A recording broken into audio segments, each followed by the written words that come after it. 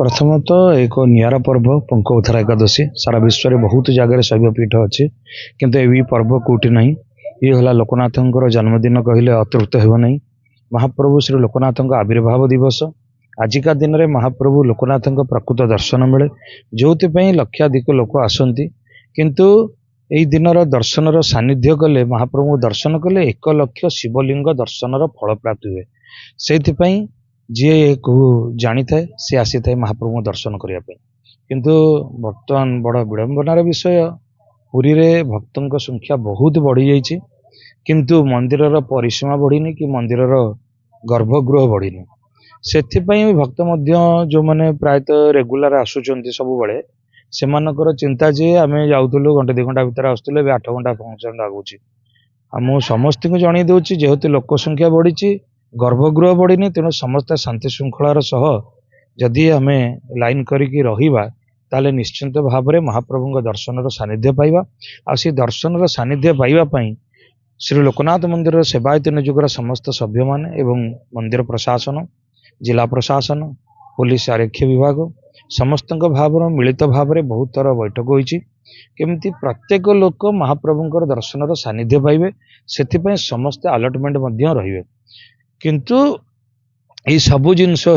आम मन भितर आम रखा पड़ो गर्भगृह छोट तेणु आमको समय लगे महाप्रभु सानिध्य यहाँ समस्ते मुंडे पुरातु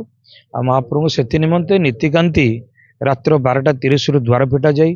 मंगल आलती अवकाश पूजा मैलम सरिवा परे महाप्रभुंकर सूर्य पूजा द्वारपाल पूजा गोपाल वल्लभ सकाल धूप द्विपर धूप सरिवा परे महाप्रभुंकर पंक उद्धार कार्य आरंभ करा जिवो सेथिपाई मध्य 2टी विभाग रही गोटे विभाग रही आमर कांधिया सेवायत माने माँ पार्वती पाखर कुंडरू पानी काढ़े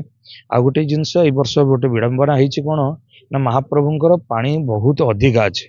गोटे कोठरी अधिका अच्छे तेणु से 2-3 घंटा और अधिका समय लगे सेटा समस्त भक्त निज मुंड भर रखा दरकार जे 2-3 घंटा विलंब हेब दर्शन समय सीमा आम तथापि चेष्टा करुँ सरकार जहाँ नियम कर दिन 12टा भितर माघ स्नान सारी सर्वसाधारण दर्शन हम आम से चेष्टा करुँ माने 100% देवु जमती से समय भितर महाप्रभु को दर्शन करूँ तापाई गोटे साधारण लाइन एवं गोटे स्वतंत्र लाइन अच्छी जो आम सेवायत माने एवं पारिमाणिक दर्शन और जिला प्रशासन किसी अधिकारी मानकर से गोटे स्वतंत्र लाइन आ गोटे रही सर्वसाधारण लाइन 2टी लाइन मध्यम जेहेतु गंभीरा छोट ता भर जोड़े लाइन 3टी लाइन जापरनी श्रृंखलित भाव में जीवाई आम समस्त जन जन प्रतिनिधि जमती कि सेवायत प्रतिनिधि आ मंदिर प्रशासन प्रतिनिधि पुलिस भाई मानकर सहयोग समस्ते मिलित भाव में जहाँ जहाँ आलोचना या पूर्व बारंबार होती से आम रही लोक दर्शन करने सुविधा देवु निश्चिंत भाव में मंदिर सौंदर्यकरण करा सत्य कथा किंतु यहाँ मंदिर कॉरिडोर करा मंदिर कौन सौंदर्यकरण एपर्यंत है ना जो जिनसटी आम दीर्घ दिन है सरकार पाखे अभियोग कर आसीचु जे मंदिर उन्नतीकरण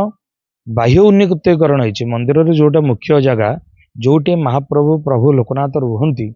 जो गर्भगृह रुहंती तार कौन उन्नतीकरण होनी से दुखर कहूँ तार जदि आम प्लानिंग अनुसार आम जहाँ सरकार को जनईचु जदि उन्नतीकरण कराए आग को निश्चित भाव में 2टी लाइन जगह 3टी 4टी लाइन जाई महाप्रभु दर्शन कर सानिध्य पाइबे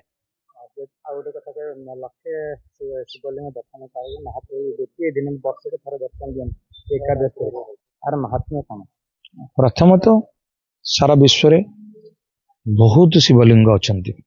तन्मध्य 12 ज्योतिर्लिंग है श्रेष्ठ बोली कहुए किंतु ये होचंदी आत्मालिंग जहाँ को प्रत्येक दिन समुद्र राजा निजे महाप्रभुंकर अभिषेक करती ये हूँ तृतीय जुगर कथा जो समय प्रभु रामचंद्र ये सब जंगल थिला बालुका समझला ये बुलुले एक जगार किसी पंख सदृश देखिले एवं पंखरु सुगंध एवं ज्योति बाहर देखी पंख है माने साधारणतः दुर्गंध बाहर के सुगंध बाहर यही पंखरु सुगंध बाहर एवं ज्योति बाहर तेणु यार रहस्य जानापी पुरुषोत्तम प्रभु रामचंद्र देव महाप्रभु निजे धनुरु एक बाण निक्षेप करते जो बाणटी जाई महाप्रभु मस्तक लगी एवं से बाणटी साधारणतः समस्त अस्त्रशस्त्र लुहा दि होता है तेणु लुहार बाणटी महाप्रभुଙ୍କ मस्तकरे लगी सुवर्ण पलटि जाइतला। जेहेतु ये सब जंगल थिला, प्रभु रामचंद्र सेठु चिंता कले जदि महाप्रभुଙ୍କ मस्तकरे जेकोसी धातु स्पर्श हुए से धातु जदि सुवर्ण पलटि जाए ताले आगामी समय रे कौनसी लोक आउ कौनसी कर्म करिवे नहीं। महाप्रभुଙ୍କର स्पर्श करी सुवर्ण करे से माने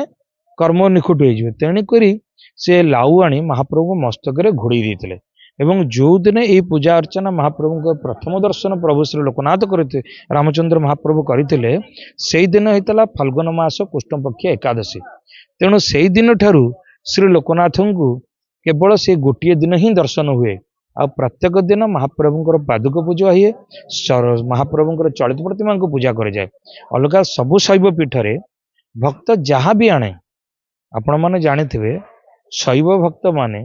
शाक्त भक्त हूँ वैष्णव हूँ शैव हूँ जी जो भक्त हो किंतु शिवं पाखक जेकोसी भक्त जाए से किसी ना किसी जिनस नहीं जाए महाप्रभु को चढ़ाई घर मंगल कहीं शिव है मंगलमय। तेणु शिवं पाखक आसला बेलू किसी ना भी लोक हाथ में क्षीर टिके थाए, बेलपत्र कदली छाच थाए। तेणु यही प्रकार विभिन्न प्रकार जिनस जहाँ आणती महाप्रभु को अभिषेक करने अलग प्रत्येक शैव पीठ जिते से जिनस को बाहर करा जाए किसी समय पर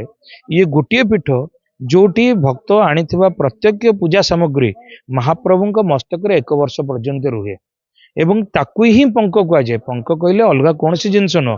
भक्त आनी पूजा सामग्री को महाप्रभु मस्तक ढाली चढ़े ये गुटिक एक वर्ष पर्यंत महाप्रभु पाखे रहे एवं विश्वास अच्छी जे भक्त जो जिनसटी महाप्रभु पाखे दे थाए जो पंकोद्धार एकादश सब जिनस बाहर से मनोवांछना निश्चिंत भाव में पूर्ण हो जाए।